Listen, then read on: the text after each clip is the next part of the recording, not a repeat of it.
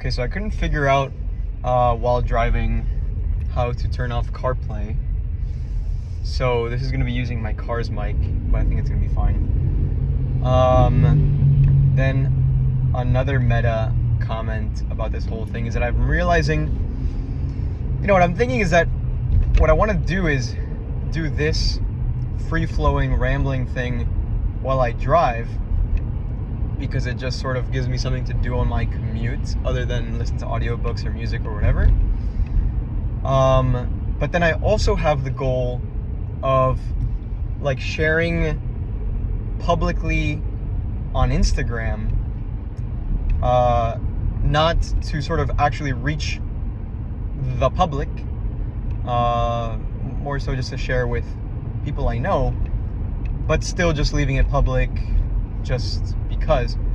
But for those, I do want to have shorter, more concise messages, just because it works better on Instagram, whereas here on YouTube I can just ramble and post and leave them as long as I want, and I don't it's like whatever, and it's just sort of for myself, even though I kind of do intend to make these public as well, as in public links, so anyway, so what I'm trying to say with that is that those two things are kind of at odds. I realize that on one hand, for this thing, the commute, I want to, I'm actually not maximizing, but I am optimizing for length, for my own reasons, for wanting to talk more during my commute, basically take up more of my commute so I'm less bored, is what it comes down to. But then on the other hand, I'm trying to optimize for downsizing, for conciseness. So what that leads me to believe is that this here is going to be sort of like the nursery grounds for ideas, and I'll just ramble here about the things, and then I'll pick maybe the good things, the good ideas, and at some other point in my day or week or whatever,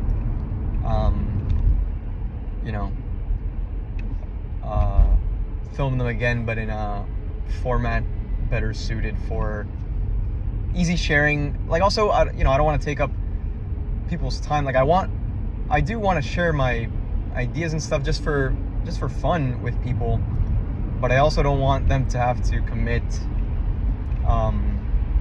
minutes and minutes of their day to just hear me talk to myself, which is different than this, because this I treat this more as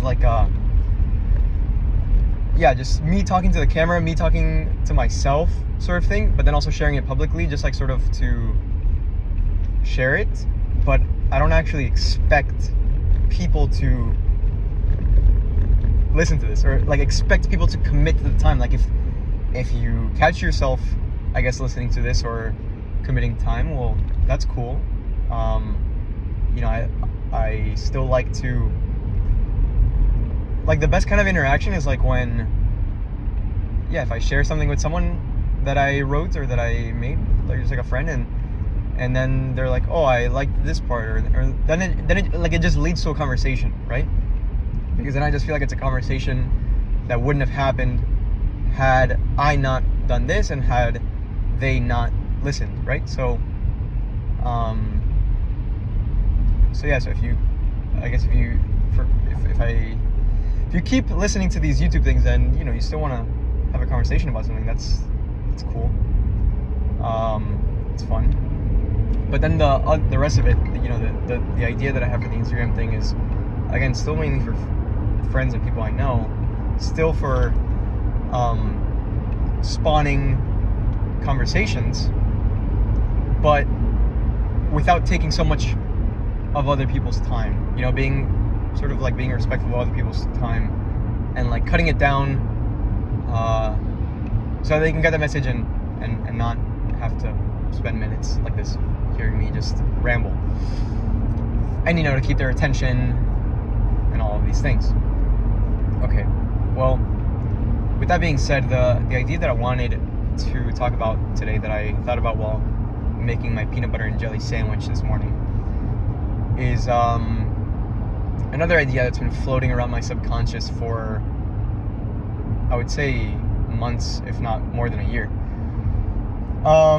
Which can basically be boiled down to, it surprises me the amount of people that step into a game for the first time and don't learn the meta of the game that they're stepping into, and just try to play it as if they're the first ones in the universe to play it. And so what do I mean by that? What do I mean by game? What do I mean by meta? Obviously I'm not talking about board games or whatever, I'm kind of drawing an analogy to video games. So in video games, I think this comes from video game and like internet culture, there exists a term called like the meta, which, imagine you have, for example, there's this game called like Overwatch that was popular like 10 years ago, and you can play as different characters, and different characters have different like strengths and weaknesses and stuff. And so obviously from the video game developer standpoint, they try to make the characters as like balanced as possible, but in practice that doesn't really happen because there's a lot of, you know, compounding things that are hard to get right. Anyway, so what usually happens is that there's this emergent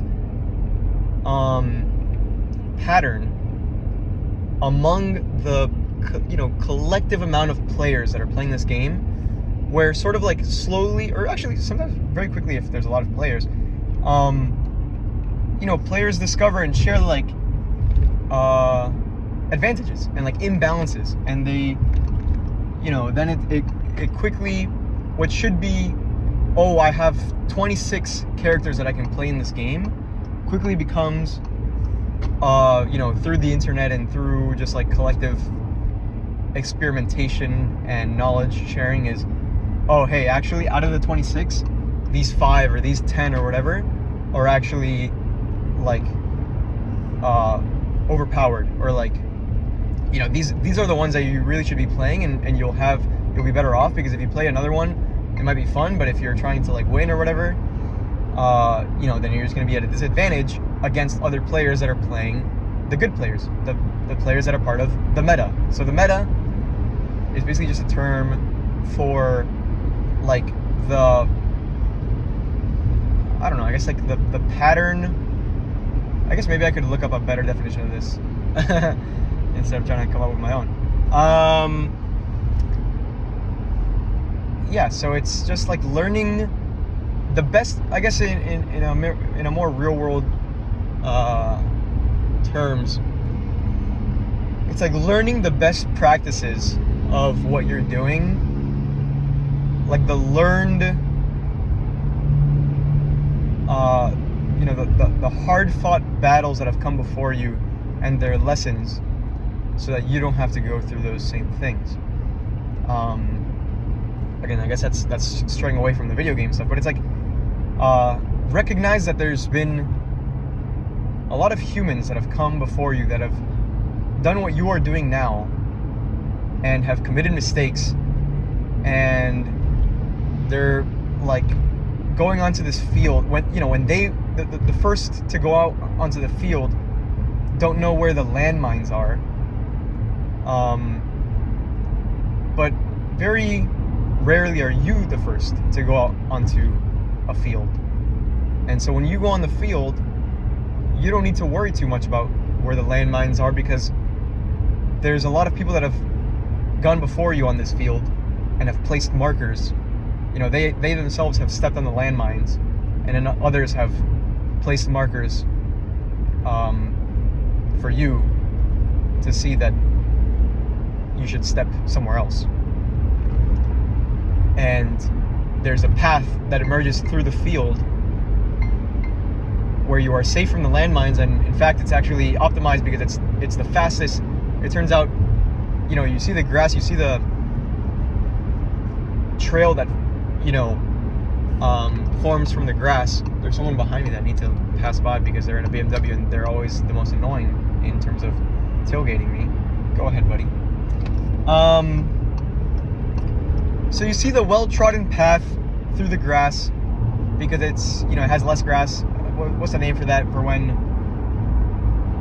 people step on grass and then there's just a fucking path. Okay, I'm gonna let this guy go too. Never mind, it's letting me. And this path through the grass avoids the landmines. It's actually the shortest path that you can take from one side of the field to the other. And okay, I think I've made my point clear with this analogy. And what I'm trying to say is, I see in my work and in many other things in life, I guess, that people step onto fields that are well trodden, well carved, and don't really pay attention to the fact that it's like a already well marked field, and they try to cross the field as if they're the first ones to cross it. So for example, like one thing that comes to mind is like investing, right?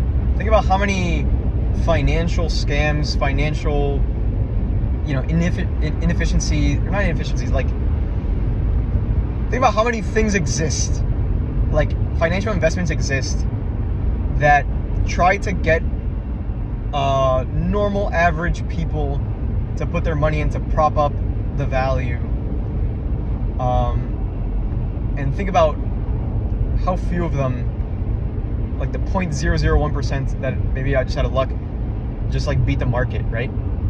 And so I can think of this as like, there's all these landmines that exist in this world of falling for scams, falling for people selling you investments, people doing whatever, when clearly the most well-marked and shortest, easiest path, like the path clearest of landmines is, like the Vanguard, John Bogle index fund, just like passive investing thing that's just like so well documented by now in 2025. And so, obviously there's merits into playing a game as if you're the first one, because, if you make mistakes and you can learn from those mistakes yourselves, like it's easier to learn from your own mistakes than from others. Like that's certainly true. But, that's okay if you're like in a sandbox for yourself and you're treating it as a learning exercise. But if you're treating it as like the real thing and you can avoid pain for yourself, then that's not the time to be acting like you're the first on the field. And I'm getting closer to my work because there's no traffic here, and so there are a couple more points in my head that I wanted to get to. I also think of this whole notion of the well-trodden paths and this field, like that's what I think is one of the great things about vehicles of knowledge sharing. So let's say the internet and now AI.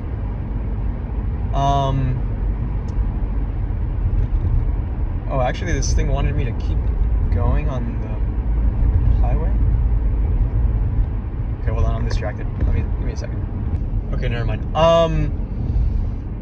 So you can think that before the internet, where would the information be of where the landmines are located and which path through the grass is more traveled? It would be like in I don't know, fucking books and whatever, the internet didn't exist, it would be in whatever was before the internet.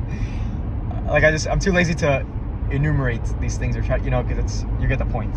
But then with the internet, then you have more people contributing because it's global to the knowledge space, more easier distribution, more channels of distribution of this.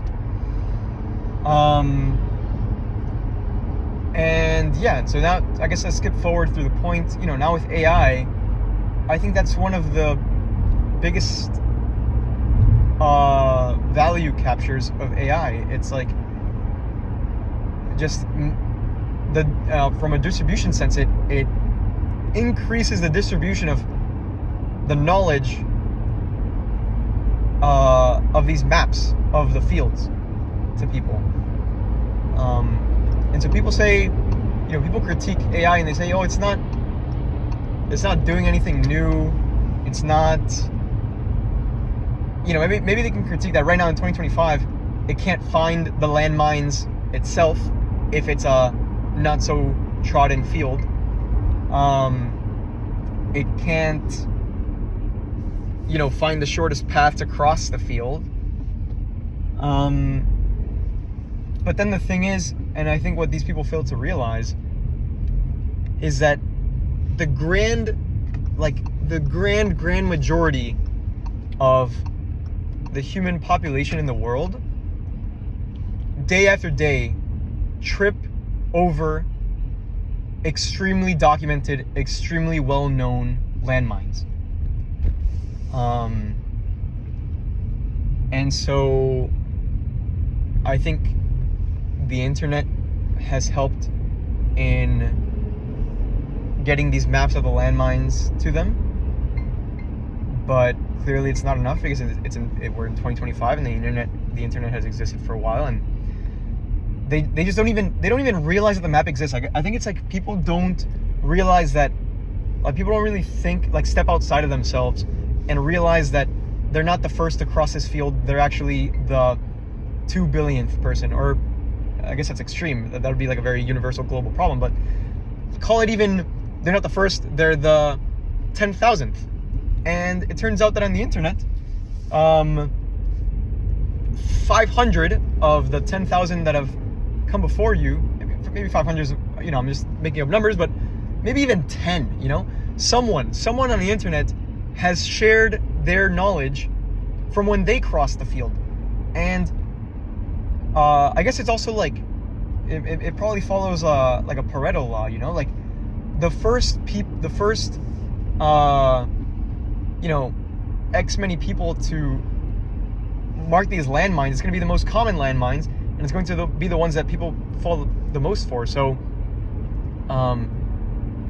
like 1,000 people that have written about something isn't going to be 10 times better than 100 people that have written about something, is what I'm trying to say, right? So it's like, you know, diminishing marginal return type idea.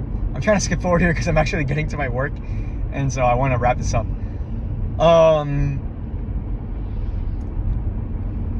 Yeah, no, and so where was I going with this? Yeah, that people don't even step outside of themselves and realize that this is even, like, that the thing that the field that they're trying to cross is something that, you know, people have done many times before and have written about, and you can read about it and you can learn the meta of what they learned, you know, that the meta that emerges from all the writings, all the knowledge sharing that's occurred about the field that you're trying to cross.